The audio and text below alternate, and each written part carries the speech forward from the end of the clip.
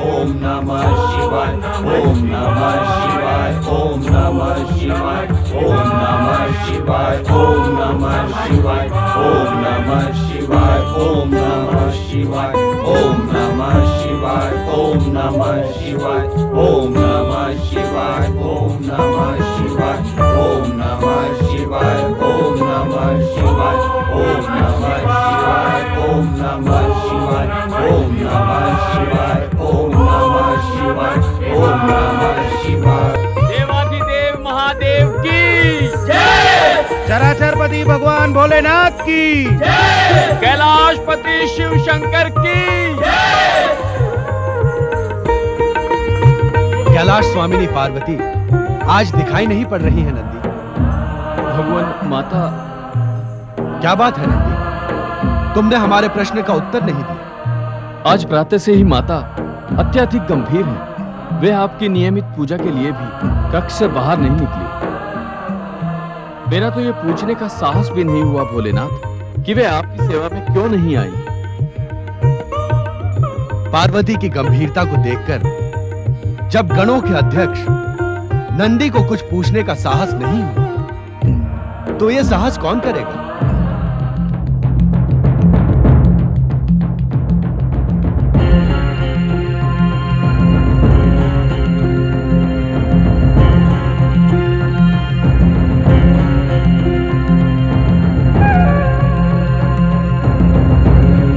अर्थात शिव के गणों में इतना भी साहस नहीं कि वो अपनी स्वामिनी की गंभीरता का कारण जान सके।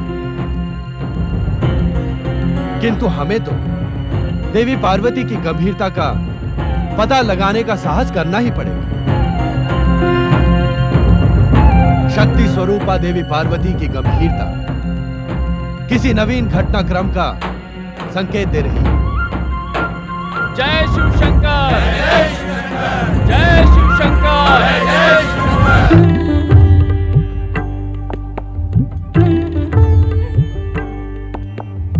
पार्वती, शक्ति स्वरूपा देवी पार्वती,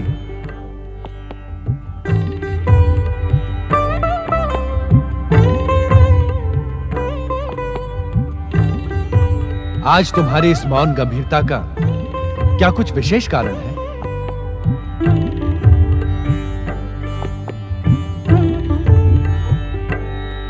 हमें ज्ञात है देवी पार्वती, तुम यही सोच रही हो कि जब हमें कण कण का ज्ञान है तो तुम्हारे मन की बात हमें कैसे ज्ञात नहीं? तुम शक्ति स्वरूपा हो देवी पार्वती, एक श्रेष्ठ नारी के समस्त गुणों से तुम विभूषित हो। ज्ञात है पार्वती, नारी का एक विशेष गुण होता है, नारी के मन का रहस्य। नारी के मन के रहस्यात्मकता समझने में विधाता भी भूल कर बैठता है। इस कारण तुम ऐसा मान लो देवी पार्वती कि आज हम भूल कर बैठे हैं। हमें वास्तव में तुम्हारी मौन गंभीरता का कारण ज्ञात नहीं। नारी के मन का रहस्य समझने में विधाता अवश्य भूल कर सकता है, किंतु आप नहीं। कारण? इस सृष्टि के समस्त कारणों के कारण तो आप हैं। इसी कारण आप भूल करें, ये असंभव है। किंतु ये निश्चित है कि आज मैं आपसे कुछ नहीं कहूंगी, क्योंकि मैं कुछ कहकर आपके सम्मुख समस्या उत्पन्न करने की इच्छुक नहीं हूँ। तुम कुछ कहो या ना कहो पार्वती, किंतु तुम्हारी गंभीरता भविष्य के घटनाक्रमों का स्पष्ट संकेत दे रही है। और जहां तक तुम्हारी समस्या का प्रश्न है, तो तुम्हारी हर समस्या का समाधान है गगन विहार।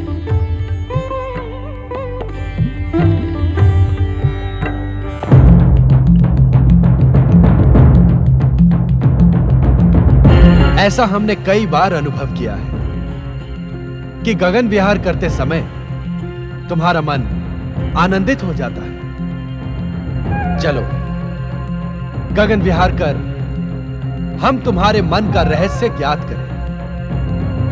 और तुम अपनी मौन गंभीरता से मुक्ति पाकर प्रसन्न हो। जैसी आपकी आज्ञा।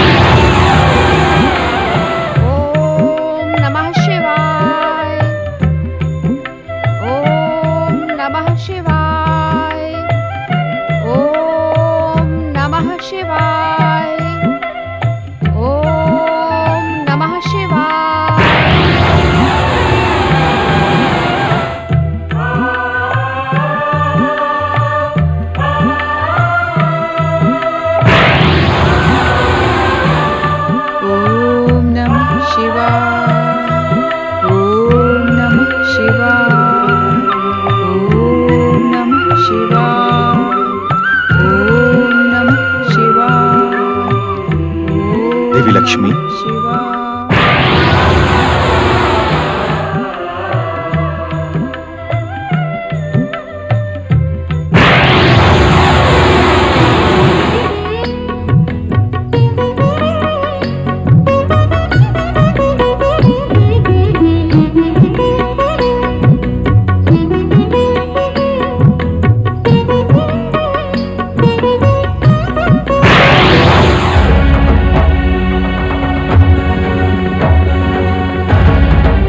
पार्वती,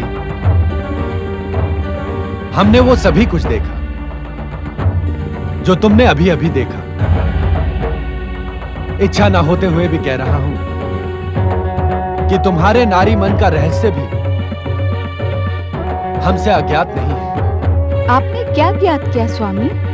वो सभी विचार जो तुम्हारे मन को उद्विग्न कर मौन रहने पर विवश कर रहे हैं। कौन से विचार? शक्ति स्वरूपा देवी पार्वती, अब तुमने अपना मौन व्रत तोड़ दिया है। अब तुम्हें अपने मन का रहस्य अपने ही शब्दों में कहना पड़ेगा।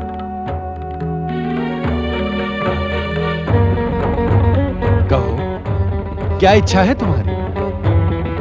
स्वामी, कब तक मुझे कैलाश के हिम पाषाणों के बीच तपस्विनी की भांति रहना होगा? मेरे जीवन में आनंद का कोई मूल्य नहीं?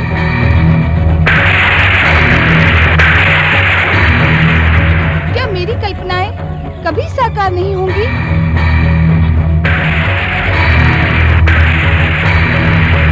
क्या मेरी आकांक्षाएं प्रारंभ से ही उद्देश्य विहीन हैं?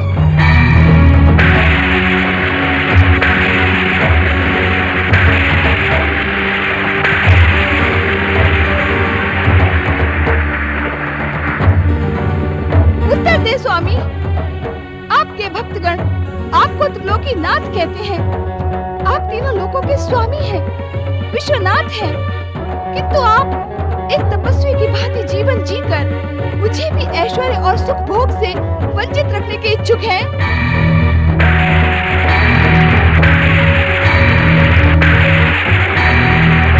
श्री हरि विष्णु का वैकुंठ, श्री ब्रह्मदेव का ब्रह्मलोक, देवराज इंद्र का स्वर्गलोक इस संसार के समस्त ऐश्वर्य तथा सुख साधनों से परिपूर्ण है। फिर मुझे क्यों पाषाण कंदरा में जीवन व्यतीत करना पड़ रहा है? उत्तर दे स्वामी, उत्तर दे। ऐसा प्रतीत होता है कि पर्वतराज हिमालय की राजकन्या रहकर भी महलों की भव्यता, मोहकता, ऐश्वर्य और सुखभोग से तुम्हारा मन संतुष्ट नहीं हुआ। पार्वती, तुमने क्या सोचकर हम जैसे भभूतधारी बैरागी से विवाह करने का हठ ठाना था? क्यों हमें प्राप्त करने के लिए कठोर तपस्या की थी? क्या यह सत्य नहीं कि महलों की लालसा अब भी तुम्हारे मन में शेष है? इस सत्य को मैं स्वीकार नहीं कर सकती स्वामी, किंतु क्या विश्वनाथ का महलों में रहकर ऐश्वर्य से सुख भोग करते हुए जीवन व्यतीत करना अनुचित है?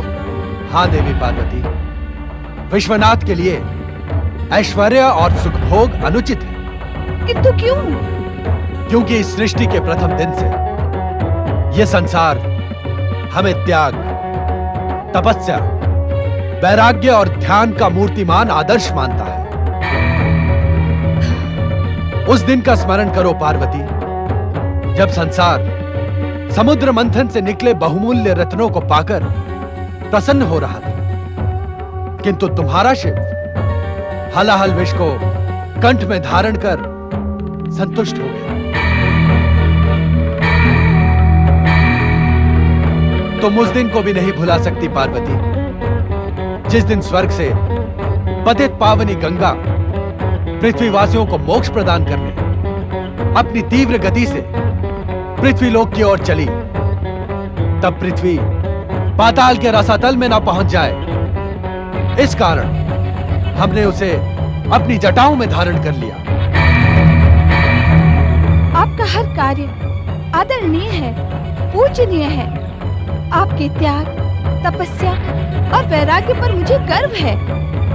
आपको पति रूप में पाकर मुझ दासी का जीवन सफल हो गया। वास्तव में मेरी अब कोई इच्छा शेष नहीं है। किंतु क्या देवी पार्वती? किंतु मनोरंजन तथा परिवर्तन की दृष्टि से मेरा विचार अनुचित तो नहीं है ना?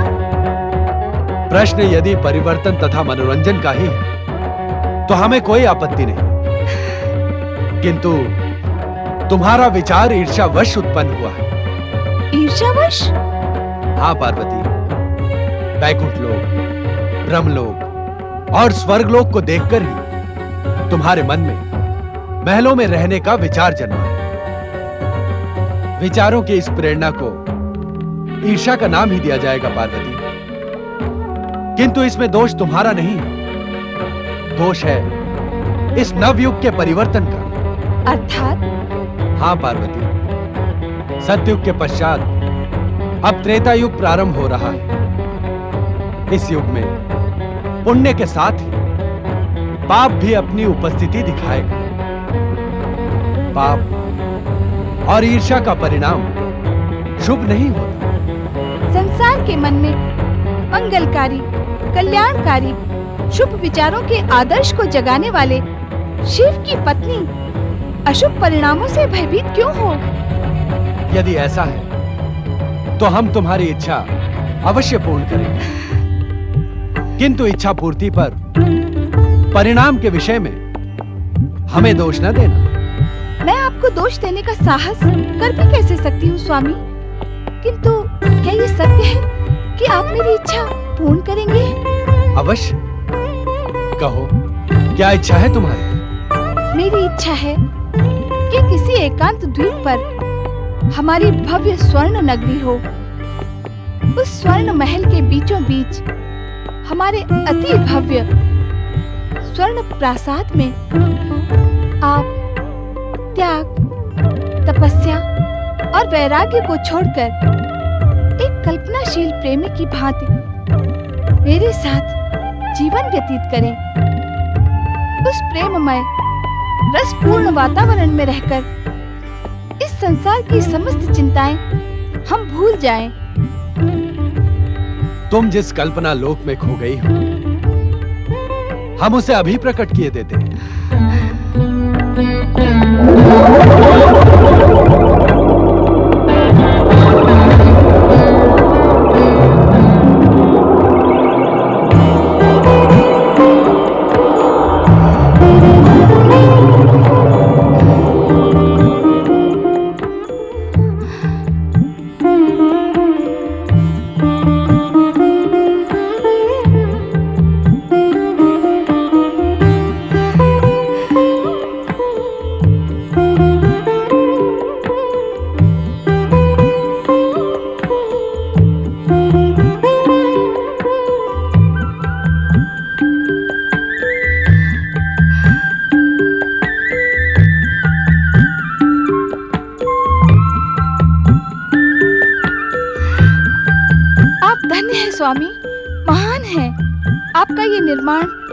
मेरी कल्पना का साकार स्वरूप है।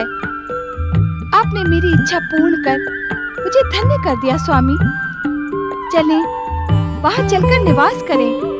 देवी पार्वती, जिस प्रकार शक्ति के बिना शिव शव है, उसी प्रकार शिवगणों के बिना शिव अपूर्ण है। उन्हें यहां बुला लेना ही उचित होगा। जैसी आपकी इच्छा स्वामी।